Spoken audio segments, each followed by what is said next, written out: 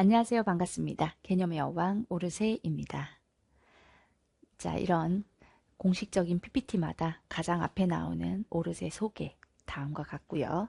그리고 오늘 공통문항에 대한 라이브 해설을 어제 라이브 해설을 밤 9시에 진행을 했습니다. 라이브 해설의 내용이 공통이다 보니까 공통문항에 대한 댓글들이 이렇게 많았고 개념 에센스 안에서 다 나왔다 또는 뭐 이거 적중이다 기타 등등 언제나 우리 평가원 당일날 올라오는 글들이 있었고 그 와중에도 이렇게 딱 이런 댓글들도 있었어요. 근데 이렇게 보면 오타가 있어. 수학에 집중이 안 돼요 라는 게 사람이 거짓말할 때 말을 더듬는다거나 약간 발음이 꼬이는 손가락에서 나타난 그런 증세가 아닐까라는 생각을 합니다. 자, 그리고 우리 수강평과 댓글들에서 이 점수를 공개하면 안 되기 때문에 캐스트에 점수를 사용할 수가 없어요. 그런데 미적 몇 점이야 라는 거 맞춰보세요. 몇 점을 받았다는 표현일까요? 더 이상 받을 점수가 없는 점수를 받았다라는 딱 한 줄 간략한 자랑이 있었고, 그리고 29번을 처리하는데 성공하였다라는 그러한 이런 수강평도 있었고, 또는 천재이루가 미적분에 대한 자신감을 키워주고 풀 수 있게 해줬다라는 글이 있었어요. 이 천재이루는 9평 몇 점 받았다는 거예요, 이건? 그러니까 뭐 한 개 정도는 틀렸을 거다 막 이런 점수를 받았다는 거이겠죠. 천재이루로 미적분을 극복했으면 좋겠다라는 얘기를 정말 많이 했었는데 천재이루가 미적 모의고사죠. 8문항을 8회차로 시즌 1, 2 나눠서 드렸는데 이 천재이루를 벗어날 수는 없을 것 같아요. 여러분들이 어떤 미적 모의고사를 보든 평가원이든 교육청이든 사설이든 천재이루 안에 다 있을 수밖에 없어. 꼭 천재이루로 미적을 한번 극복해 보시면 어떨까라는 생각을 합니다. 그래서 이러한 오늘도 감사한 수강평들이 올라왔고요. 여러분들에게 약속한 총평 파트 1, 파트 2 두 개 중에 지금은 파트 1을 아주 힘없이 살살 진행을 해보도록 하겠습니다. 라이브 강의하고 나서 그리고 요것저것 하면서 시간이 많이 흘러버렸기 때문에 지금 액터인 선생님과 또 감독을 하고 있는 유경쌤 둘 다 너무 힘이 없어요. 그래서 아주 빠르게 총평을 해보도록 하겠습니다. 구평 분석 그리고 난이도 분석, 구평 분석 안에는 난이도 분석, 주요 문항 분석 그리고 결론 파인딩 이렇게 세 가지를 파트 1에서 이야기한다고 했어요. 구평 자체가 어땠는지를 구평 자체만 분석을 하고 나서 내일 올라가는 캐스트의 파트 2 수능을 예측해 보도록 하겠습니다. 유평과 구평을 통합해서 그래서 이 문항들이 수능으로 어떻게 출제될 수 있을지 수능을 예측하는 건 내일 진행하도록 할게요. 자, 구평이 어땠는지 난이도 분석부터 해보도록 하겠습니다.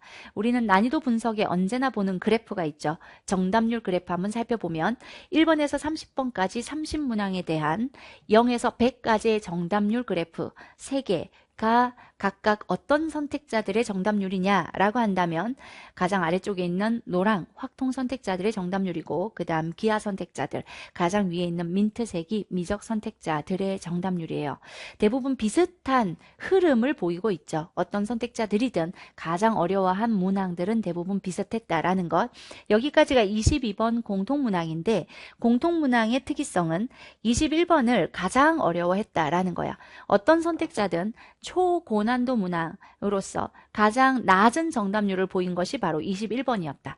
근데 이 21번은 작구 21이랑 똑같이 출제됐어요. 작년 구평 21번과 한치도 다르지 않아. 똑같아.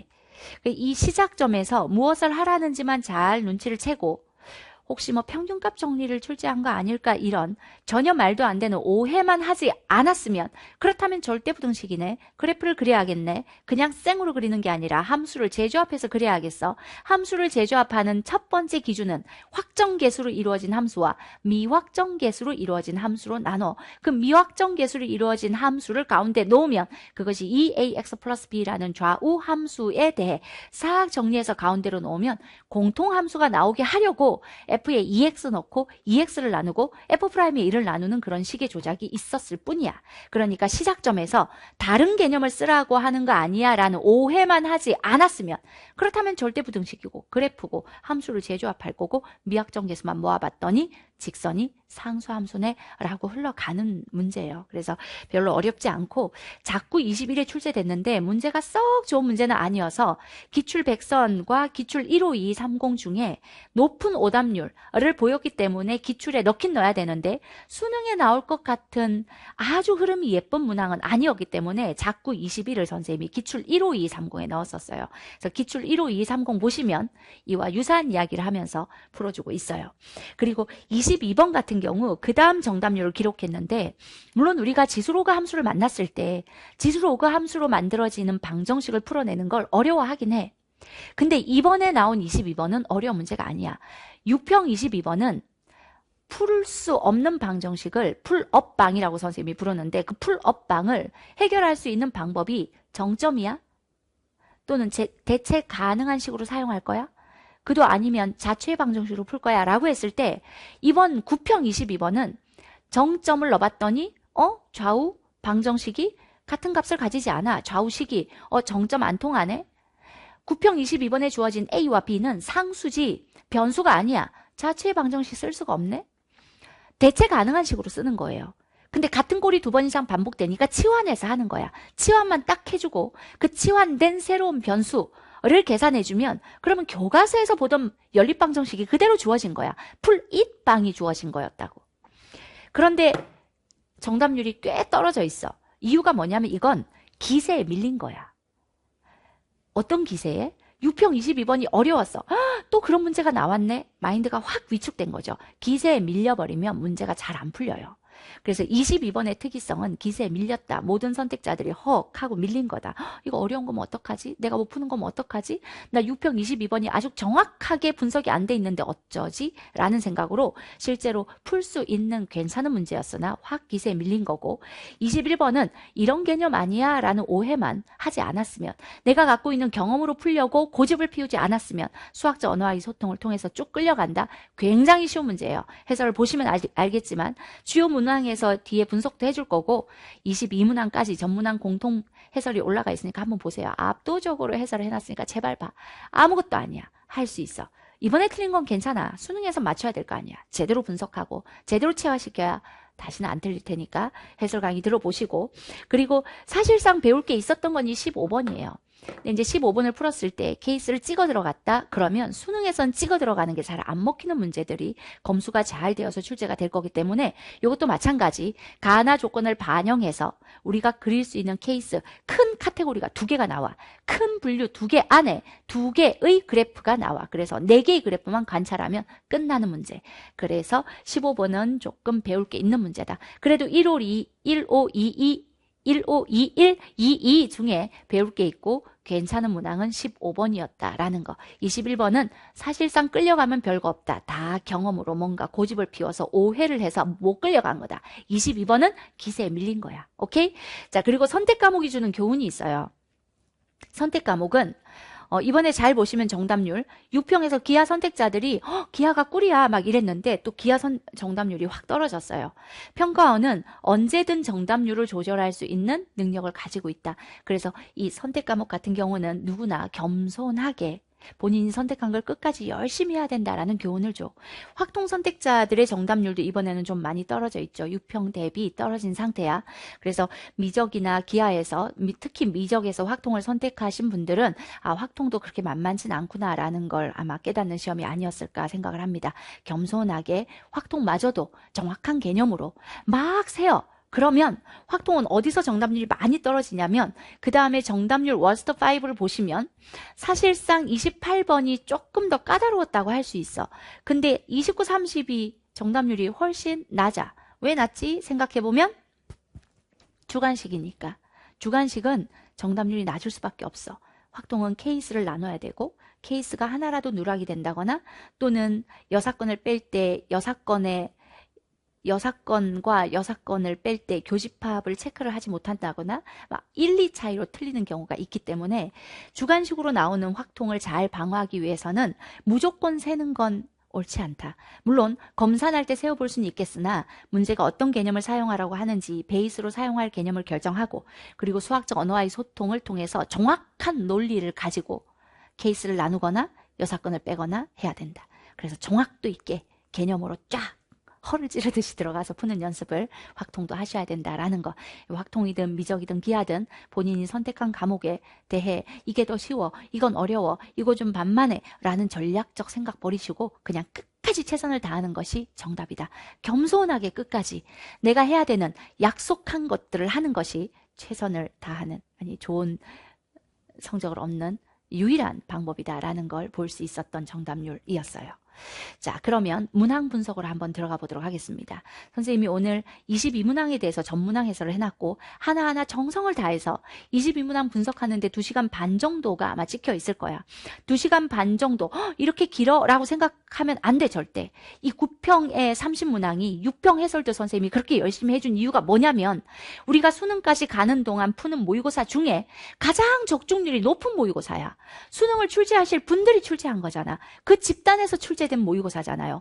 한 문제를 2시간 동안 분석한다 하더라도 너무나 의미가 있는 모의고사야. 그 22문항을 단 하나도 빠짐없이 여러분들이 반드시 해야 됐던, 놓치면 안 되는 생각들을 이렇게 풀 수도 있었어, 저렇게 풀 수도 있었어 라는 표현까지 해가면서 정말 최선을 다해서 해설을 해놨어. 전문항 해설 꼭 들으세요. 이 분석 일단 1차로 들으시고 나는 이 문제는 쉬운데, 아니 1번부터 떠들어 놨으니까 1번부터 겸손하게 출제 의도 체크하시고 아주 빠르게 풀 수 있었던 빅킬러 문항마저도 이 문제의 출제 의도가 뭐였는지 정확히 선생님이 말하는 대로를 인지해야지만 몇 번이든 그래야지만 이 문항의 출제 의도가 그대로 어려운 문제로 들어갔을 때 그 출제 의도를 놓치지 않는다고요. 쉬운 문제들 2-3개 합쳐져서 22번이 될 수도 있고 22번이 쪼개져서 빅킬러가 될 수도 있는 게 바로 수능이기 때문에 아주 겸손하게 빅킬러부터 킬러까지 꼭 보셔야 된다. 최선을 다해서 보셔야 된다. 9평을 분석하는데 하루를 투자한다 할지라도 보셔야 된다. 알겠죠? 꼭 전문항 해설 들으시길 바랄게요. 선생님의 노력이 여러분들에게 딱 통하기를 바라겠습니다. 자, 그 다음 문항 분석, 주요 문항 분석만 한번 해볼게요.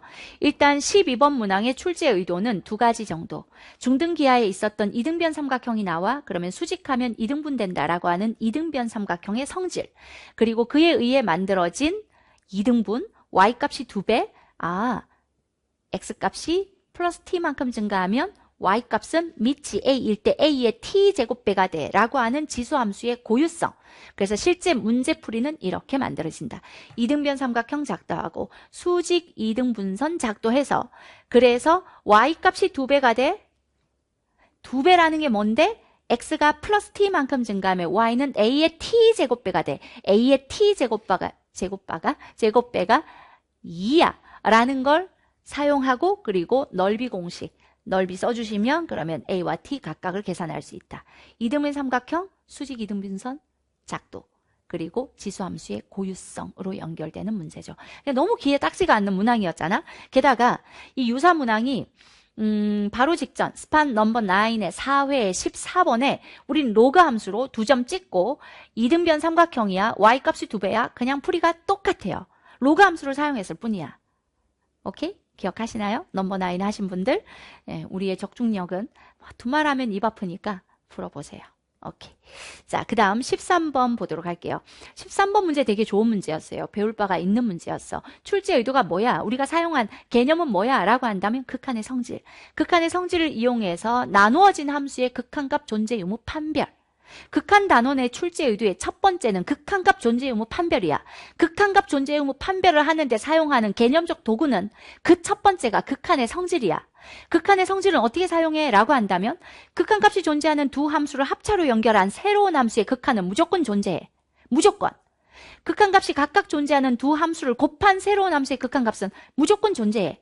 근데 극한값이 존재하는 두 함수를 나누어서 만든 새로운 함수의 극한값은 대부분은 존재하는데 단서가 붙죠. 분모가 0으로 가면 극한의 성질을 바로 사용할 수 없다. 그러면 안 존재해? 아니, 그건 아니고 분모가 0으로 갈 때 0으로 가는 인수를 분자가 가져주면 그걸 상쇄시켜주면 그러면 나눠준 다음에 다시 극한을 분모와 분자에 분배할 수 있다. 그래서 극한의 성질 중에 분수식으로 이루어진 극한값의 존재 의무를 따지는 거였고 분자에 x제곱이라는 인수가 존재하기 때문에 분모가 0으로 가는 인수를 x제곱까지는 허락해. 그 외에는 가지면 안 돼. 라고 하는 극한값 존재 의무 판별로 스타트를 해서 마무리에는 어떤 것을 사용해야 되냐면 2차 함수의 성질을 이용해야 돼. 2차 함수가 마이너스 3에서 선대칭 함수이기 때문에 마이너스 3보다 오른쪽으로 비켜있는 마이너스 2,0에서 그은 직선과 접해. 그런데 0에서 접하는 건 괜찮아. 그러면 x제곱이라는 인수가 있으니까. 그런데 왼쪽으로 접하는 건 안 돼.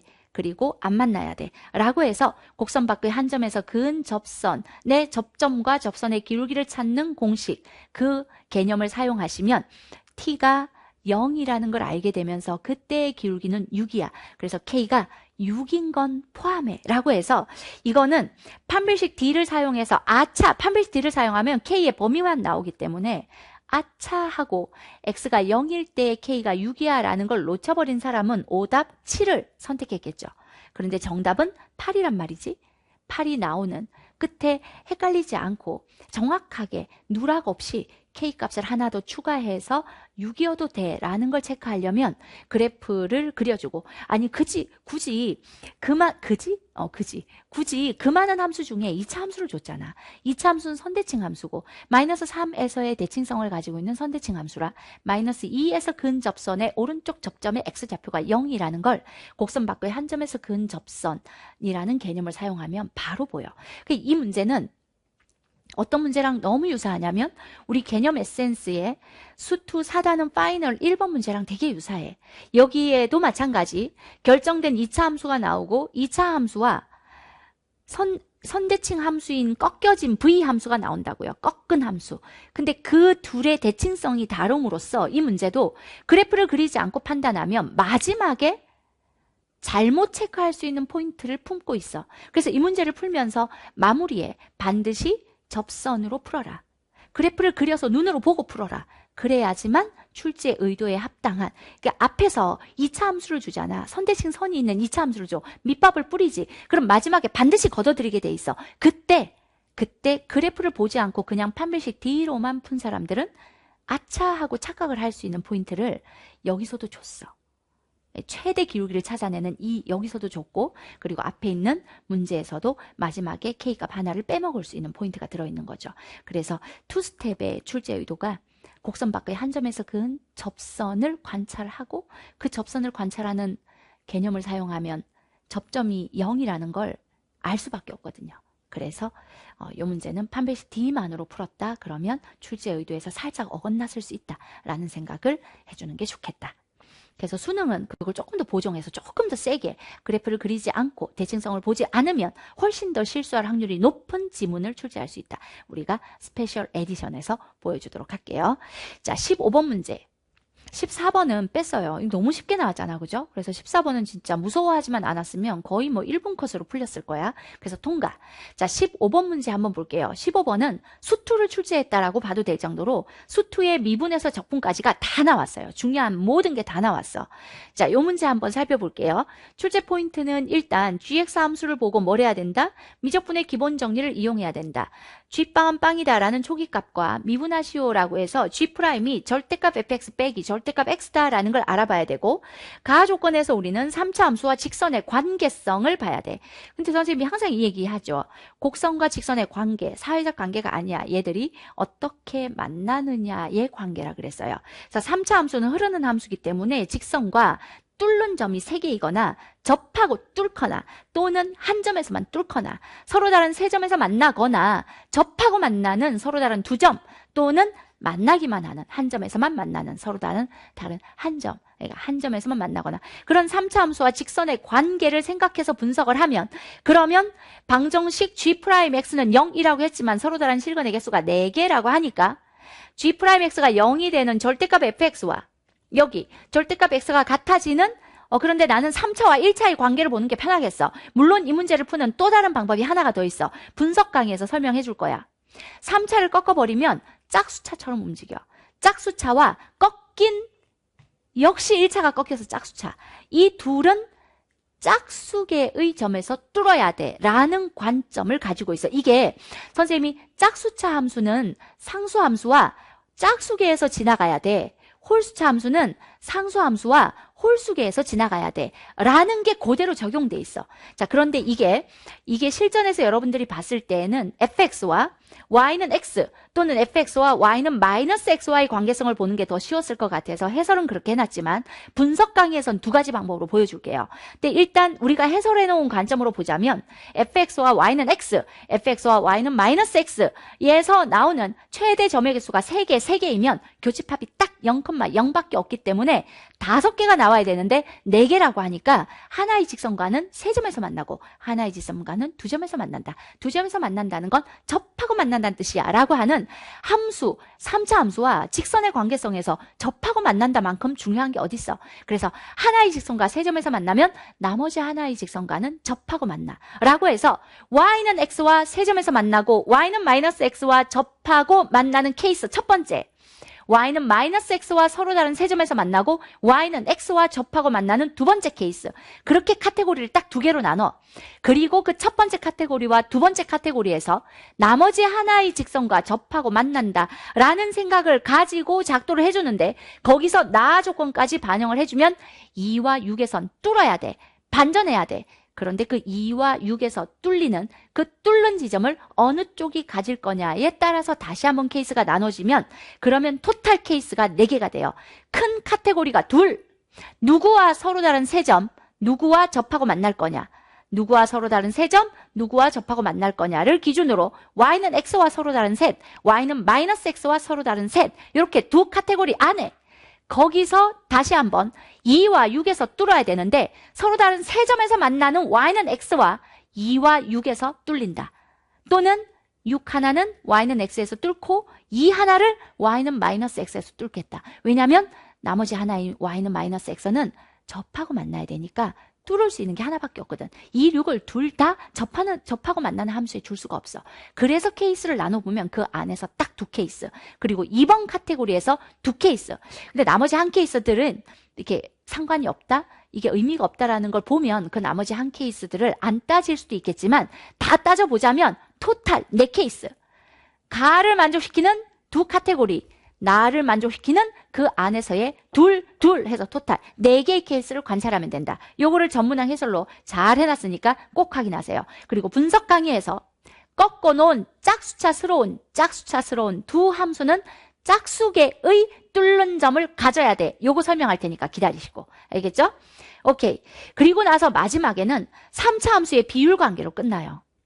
접하고 만나는 함수가 나오기 때문에 0에서 접하고 6에서 만나면 2에서 점대칭 점인데 그 2에서 밑에 있는 함수랑 뚫어 라는 관계식에서 너무 이쁘게 착착 풀려. 그래서 해설을 이제 좀 많이 축약해서 적어놓긴 했지만 3개, 2개 각각 3점에서 2점에서 만나야 돼. 그러면 3점에서 서로 다른 3점에서 만나 접하고 만나. 첫 번째 케이스에서 그려야 되는 2개의 개형 중에 하나만 예시로 들어놓은 거야. 두 번째 케이스에서 나오는 2개의 그림 중에 하나만 예시로 들어놓은 거야. 그래서 서로 다른 3점이 y는 마이너스 x와 만들어지고 y는 x랑은 접하고 만난다에서 답이 나오는 케이스예요. 이거는 꼭 해설을 들어보세요. 아주 머릿속이 아주 명확해질 거야. 그러니까 정확하게 이해하기가 어려운 문제일 수 있어. 어려운 문제야. 6평 22번이 어려운 문제였으면 이 9평 15번이 어려운 문제야. 정확히 이해하기가 쉽지 않아. 오히려 21, 22는 선생님 해설 들으면 뭐야? 이런 생각을 할 거야. 아, 내가 이걸 왜 못 풀었지? 라는 후회가 될 텐데 15번은 이해를 하면서 아, 이랬구나 라는 배울 점이 있어. 가장 배울 게 많은 배울 것으로 치면 베스트 문항. 오케이? 자, 그 다음 이거 유사문항은 기출에도 있죠. y는 x, y는 마이너스 x. 이 자체는 매우 많이 사용하는 기술이야. 그리고 마무리가 접하고 만나는 이 마무리가 기존 기출의 수능 문제와 매우 유사하게 그렇게 풀려져 있어요. 그래서 한번 해보시고.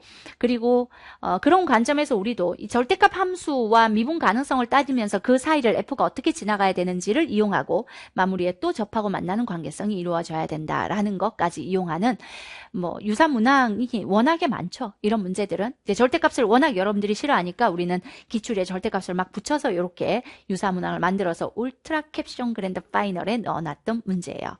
자, 그리고 21번 출제 의도는 미정계수를 이용한 식을 세팅한다. 일단 fx 함수가 미정계수를 2차, 1차 상수에 가지고 있는데 지금 여기서도 상수항은 필요가 없고 여기서도 상수항은 안 나와. 그리고 묻는 것에도 상수항은 없어. 그래서 미정계수는 2개라는 거고 그래서 식을 이용해서 절대부등식으로 그래프를 그려서 해결하는 건데 앞에서 이야기했듯이 그런데 이때 혹시 평균값 정리가 아니야 라는 오해를 하신 분들은 이 가운데 있는 식이 f'의 어떤 C다라고 봤을 거라고 평균값 정리로 봤으면 평균 변화율과 같아지는 순간 변화율이 존재한다 이니까 그런데 이거를 이 C는 요 X가 달라지면 X가 2X가 달라지면 그에 의해서 C 값도 달라지겠지 그러니까 X에 의해서 달라지는 값이니까 CX라는 변수로 한번 표현을 해볼게 그래서 F를 미분해서 X 자리에 F'X에 그 X에 CX가 들어간다라고 했을 때 이 식은 지금 모든 실수 x에 대한 절대부등식인데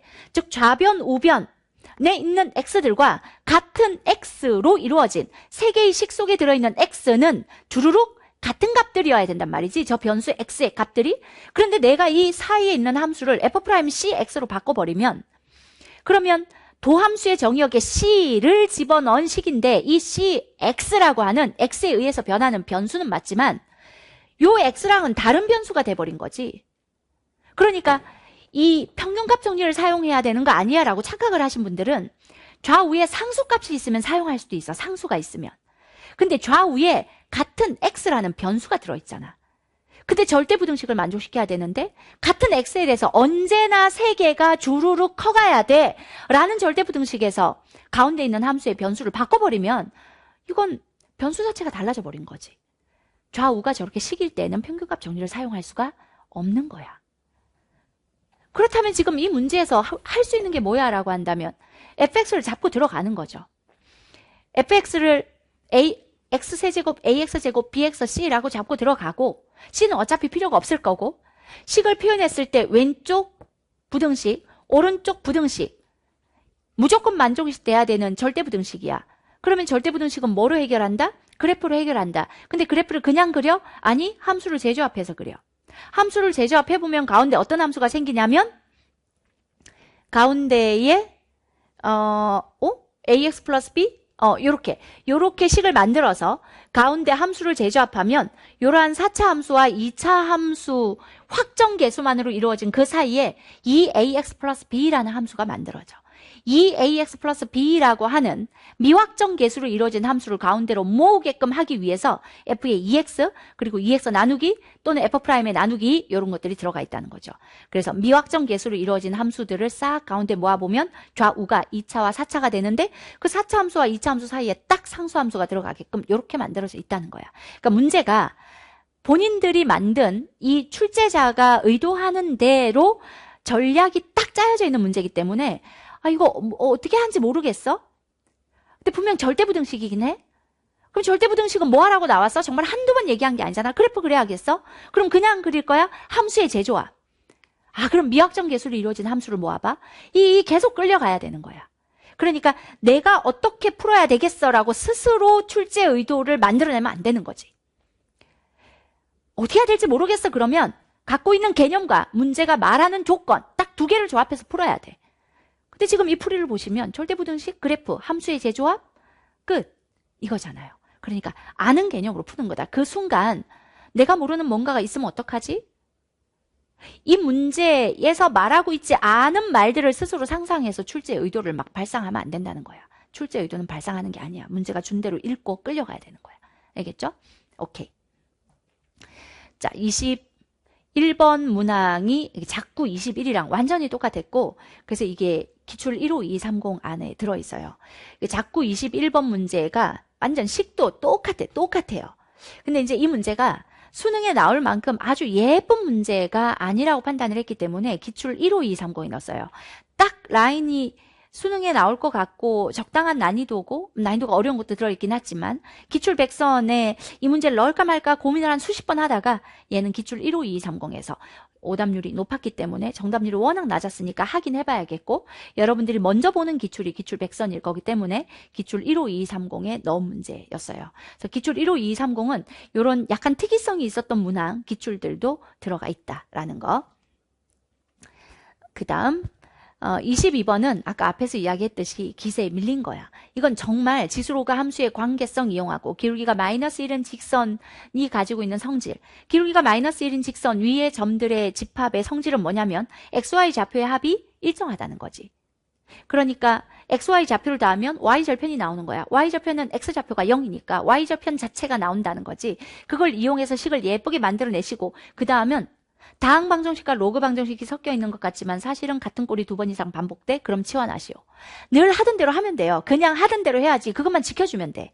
그래서 같은 꼴이 2번 이상 반복되니까 A-B를 알파로, 로그 2의 A 마이너스 로그 2의 B를 베타로. 그럼 A-B를 알파로, 베타로, 얘를 베타로 놨으니까 알파, 베타라는 다항 방정식이 만들어지고 다항 방정식이 알파, 베타 구하고 나면 그러면 그 다음 단계는 교과 과정에서 늘 풀던 교과서 안에도 들어있는 연립 방정식이에요. 그래서 지수로그 방정식이 너무 어렵다 하시는 분들은 교과서 안에 있는 것만 출제가 될 거기 때문에 교과서의 지수로그 방정식 파트에서 예제, 유제 단 하나도 넘기지 말고 빠짐없이 그냥 풀어보세요.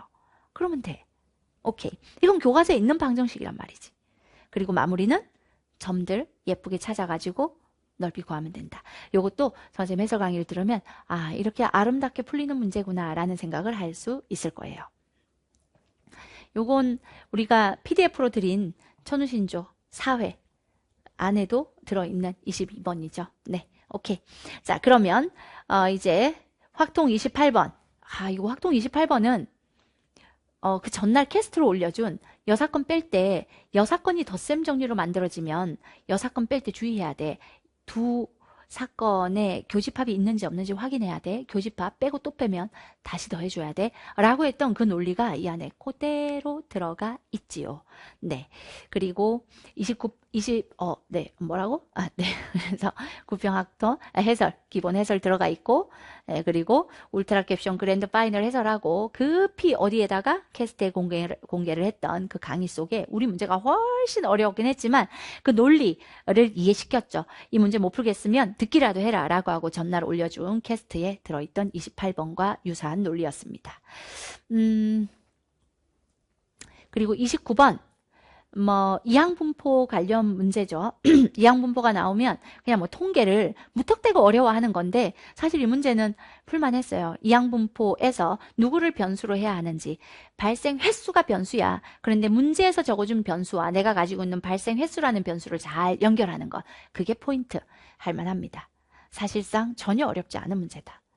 그리고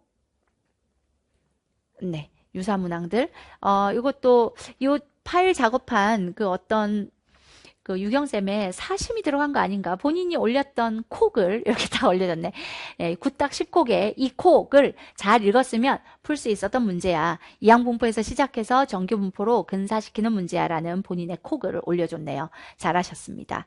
자 그리고 확통 30번은 진짜 아무것도 없다. 그냥 확률 계산하는 것. 그냥 확률을 곱해서 곱셈 정리 가볍게 써서 계산하는 것. 이거는 어디에서나 볼 수 있는 문제이기 때문에 유사문항 안 찾았어요. 그냥 너무 흔하게 개념 엔센스 BQ부터 존재하는 문제야. 자 그리고 미적 28번 같은 경우 합성함수 그래프를 그려가면서 찾아내는 건데 이 문제도 우리가 마지막으로 올려준 4회에 28번에 들어있었던 합성함수를 찾아내는 문항과 굉장히 유사한 논리를 갖고 있었어요.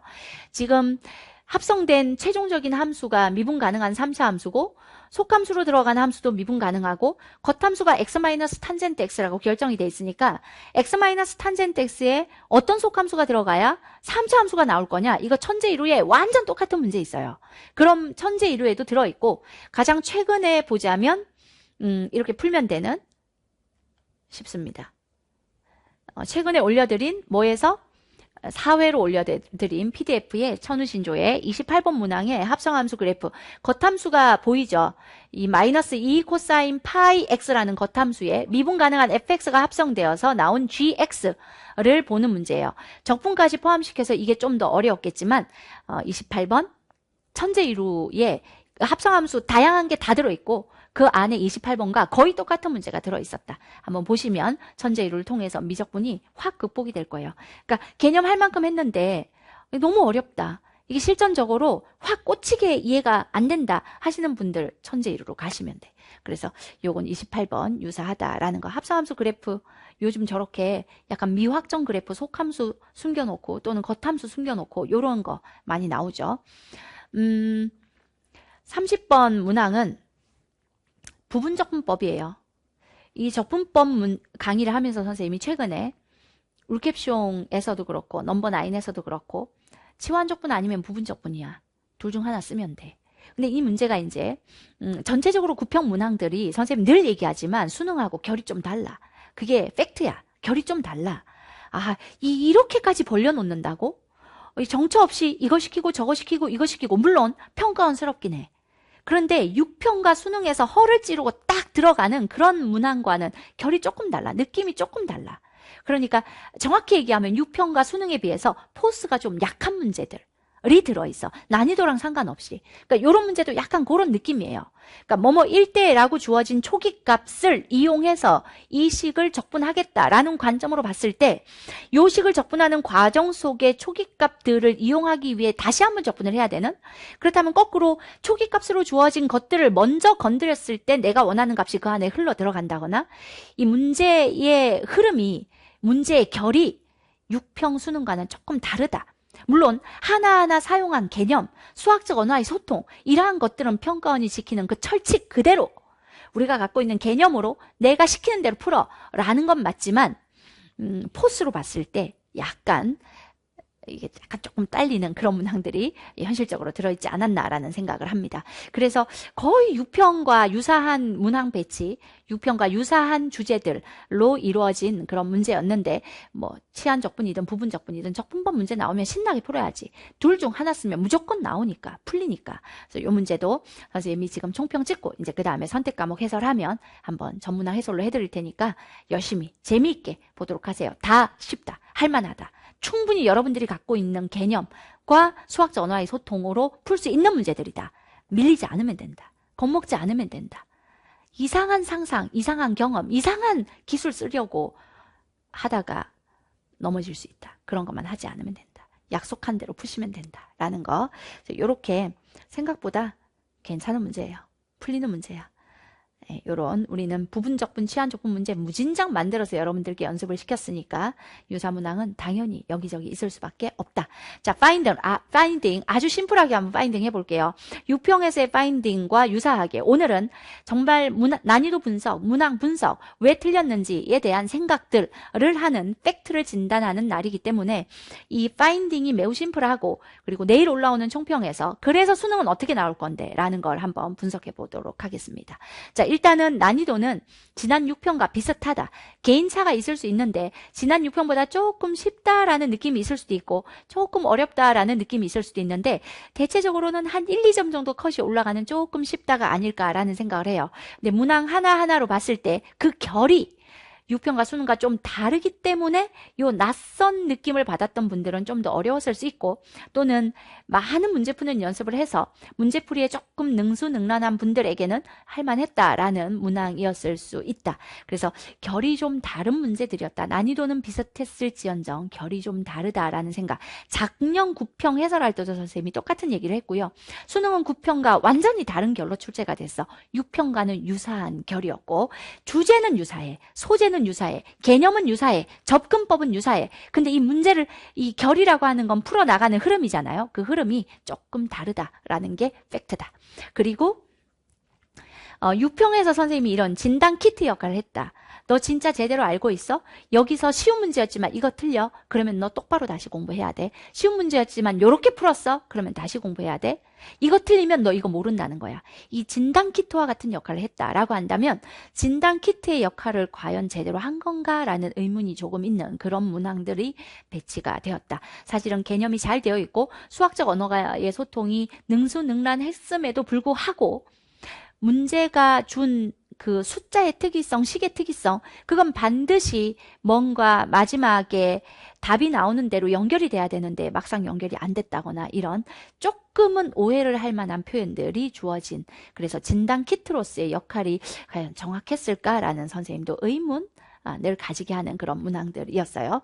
그리고 올6, 올9 이게 패러디인데 6평 패러디죠. 근데 작수와 올6이 연결이 되어 있었다면 올6평과 올9평이 거의 연결이 돼 있죠. 뭐 박스 채우기라거나 또는 이슈가 됐던 문항들을 그대로 그 자리에 배치를 했다거나 뭐 기타 등등 6평의 문항의 배치를 그대로 9평에서 그냥 배치를 그대로 놓고 공통 같은 경우는 그대로 이어간 듯한 느낌. 그리고 6평에서 나왔던 30번의 뭐 합성함수 그래프 문제를 28번으로 그대로 가져갔다거나 거의 유사한 패턴으로 출제가 됐어요. 그래서 6구가 상당히 비슷한 주제, 비슷한 소재로 출제가 됐다. 그런데 역시 결이 좀 다르다라는 거. 이렇게 네. 마무리하도록 하겠습니다. 자, 일단은 오늘 중요한 건 뭐냐면 오늘 중요한 건 이 총평을 봤다. 여러분들에게 가장 중요한 건 내가 어떻게 풀었어야 되는지, 내가 왜 그렇게 풀었는지, 그리고 실제 이 문제는 무엇을 원하는 거였는지 다 필요 없고 난이도, 전략 다 전략하면 안 되지. 난이도, 전략 다 떠나서 지금 오늘 이 총평 보고 여러분들에게 가장 중요한 건 아직도 해설 강의 안 봤으면 해설 강의 봐야 돼. 전문항 해설 정말 열심히 해놓은 그 해설 그거 봐야 돼. 아무리 수능과 결이 다르다 할지라도 9평만큼 수능을 적중시켜줄 문항들은 없어. 이렇게 압도적으로 수능과 유사한 삼중 문제를 풀 수 있는 기회는 이제 없어. 해설 봐야 돼. 몇 시간을 투자해서라도 완벽하게 이해해야 돼. 단 하나도 찝찝한 걸 남겨서는 안 돼.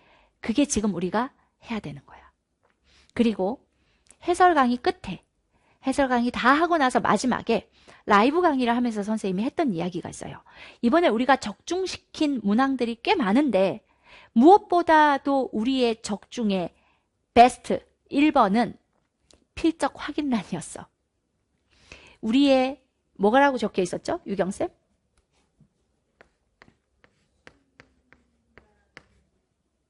자, 빨리 찾아보세요. 아까 실장님이 딱 캡처해서 올려준 이 필적 확인란을 적중했다라는 걸 몰랐었어요. 그냥 문제만 풀고 있었거든요.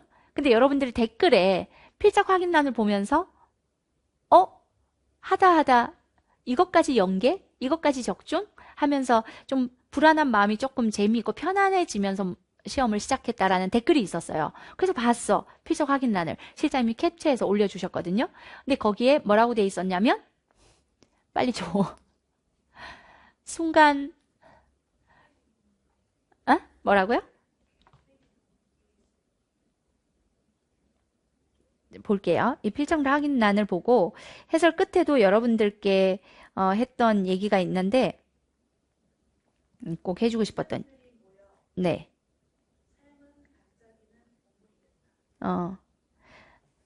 순간들이 모여 삶은 반짝이는 보물이 된다. 이게 우리가 수투에서 선생님이 인생은 순간 변화율이다. 이건 이 지점에서 내가 가고자 하는 요 지점까지는 순간 변화율들, 즉 접선의 기울기, 즉 도함수의 함수값이 나를 이렇게 끌고 올라가서 순간 변화율들의 평균값인 두 점 사이의 평균 변화를 만들어서 결국 내가 원하는 이 위치에 가게 돼 라는 걸 설명하는 거잖아요. 수학적으로 이야기하는 거잖아. 내가 원하는 것이 있으면 이 순간순간 최선을 다하라 라는 이야기를 하는 거거든요.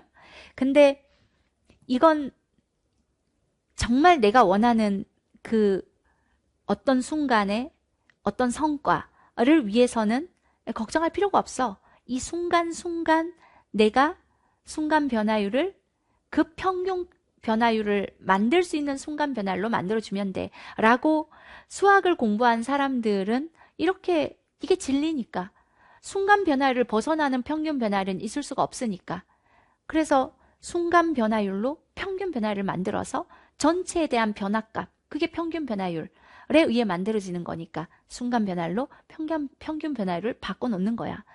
오늘 내일, 그 다음 이 하루하루 어떻게 살았느냐가 1년 뒤에 나의 모습을 결정하는 거야 라는, 이게 수학이지만 너무나 당연한 진리를 이야기한 거였거든요.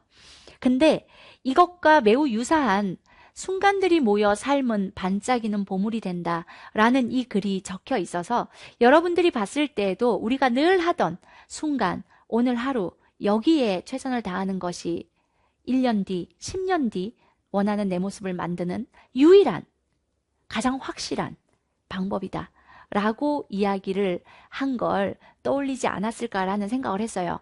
근데 이 실자님이 캡처해준 그 글을, 이 문장을 보는 순간 사실은 이거 맞지? 내가 인생은 예. 사실은 내가 원하는 결과를 얻기 위해 순간순간 최선을 다하는 게 맞죠. 그 순간순간이 모여서 나의 인생을 만들어주는 거 맞지? 그러니까 인생은 결국은 이 한 순간이라는 거, 이 순간이 인생을 만드는 거니까 맞죠? 그런데 이 문장을 봤을 때 그 생각이 들진 않았어요. 순간들이 모여 삶은 반짝이는 보물이 된다. 이거를 선생님이 그 순간에 보석으로 이렇게 딱 인지를 했거든요. 순간들이 모여 삶은 반짝이는 보석이 된다라는 걸로 순간 딱 인지가 됐어요. 근데 이건, 이 글을 보는 순간 여러분들이 탁 떠올랐고, 여러분들에게 이 문장에 대해서는 이런 얘기를 해주고 싶었어. 여러분들이 지금 19, 20, 21, 여러분들은 꽤 긴 인생을 살았네요. 그 여러분들의 19년의 삶, 20년의 삶, 21년의 삶, 우리 수강생 중에는 한 27, 8년? 30 몇 년이 있을 수 있죠? 예, 늦가기 수험생들도 있으니까. 그런데 순간들이 모여 삶은 반짝이는 보석과 같은 보물이 된다라는 이 얘기는, 사실은 여러분들이 그냥 그 자체로, 여러분들이 한 20년 살았죠? 여러분들이 어떻게 살았든, 열심히 했든, 아니 좀 농땡이를 쳤든, 뭔가 꿈을 향해 왔든, 또는 그냥 아무렇게나 살았든, 그냥 상관없이 여러분들 자체로 그냥 보석이에요. 그 얘기를, 이 문장을 보면서 그 얘기를 하고 싶더라고요. 그냥 지금 그 여러분들이 받은, 오늘도 어제도 9평 성적을 받았을 거 아니야? 근데 그 성적이 좋아. 그럼 난 좀 반짝이는 것 같아. 드디어. 성적이 나빠. 아, 나는 왜 이렇게 여전히 돌덩이야. 나는 언제 보석이 돼? 이렇게 생각할 수 있잖아. 근데 여러분들이 만들어 놓은 그 결과값, 그게 여러분들의 존재 가치는 아니라는 거야. 그건 아니야. 그 생각은 안 했으면 좋겠어. 이 말하고는 좀 다르게, 이 문장은 여러분들이 존재하는 자체로 너무너무 반짝이고 너무너무 예쁜 보석이에요. 딱 강의하러 들어와서 앉아있는, 이 현장에 앉아있는 여러분들을 보면 한 사람 한 사람 표정이 다 다르지, 눈빛이 다 달라, 자세가 다 달라. 기가 좀 많이 죽어있는 사람도 있고 좀 어두운 사람도 있고, 앉아있을 때 그 표정이 선생님과 눈이 마주치지 않는 순간이면 그 표정이 선생님한테 보여지지 않는 표정이라고 느껴질 수 있잖아요. 그 순간에 온전히 본인들의 표정을 갖고 앉아있거든요. 근데 그 표정이 어떻든 여러분들은 다양한 표정과 다양한 눈빛을 가지고 있는데, 제가 볼 때는 그냥 여러분들이 여기 있는 것 자체로 다 보석이에요. 다 보물이에요. 그래서 여러분들이 갖고 있는 결과값들로 자기 자신의 존재 가치를 평가하지 않았으면 좋겠다. 여러분들이 보낸 그 순간순간들이 지금의 여러분들의 삶으로서 존재하고, 그 삶이, 그러니까 이 살았던 삶, 그게 그대로 지금의 여러분들이잖아? 근데 그 자체로 이미 너무 충분하다. 여러분들은 너무 충분하다. 그냥 하루하루를 행복하게, 신나게, 오늘의 성장을 뿌듯해 하면서 그렇게 살아가시면 된다. 성적이야 까짓 거, 좋든 나쁘든 세상이 너무 많이 달라졌고, 기타 등등 하자면 너무 많은 이야기를 할 수 있지만, 이 문장에 선생님이 느낀 건 이미 너무나도 소중하고 너무나도 반짝이는 보석이 여러분들이니까, 너무 기죽지 마셔라. 어디 가서 아, 나는 조금 못난 사람인 거, 이런 생각하지 마. 못난 사람은 없어. 여러분들의 존재 자체로 충분히 반짝반짝합니다. 여기서 보면, 아, 이쁘지 않은 사람이 없어요. 보석이 아닌 사람이 없어. 다 너무너무 소중해. 너무 소중해. 그러니까 힘내시고, 쓸데없이 자기 존재 자체에 대한 의심을 하지 마시라는 거지. 여러분들 자체가 살아온 순간순간이 합쳐진 보석인 거야. 알겠죠? 그 얘기 하고 싶었습니다. 물론 해설 강의 끝에도 했었는데, 라이브로 듣는 친구들에게 얘기를 했었는데, 이 총평을 열심히 들은 여러분들께도 다시 한번 이야기를 합니다. 자, 총평 2, 파트 2 기다리세요. 우리가 쓰러지지 않는 한 다시 돌아오도록 할게요. 고생하셨습니다. 안녕!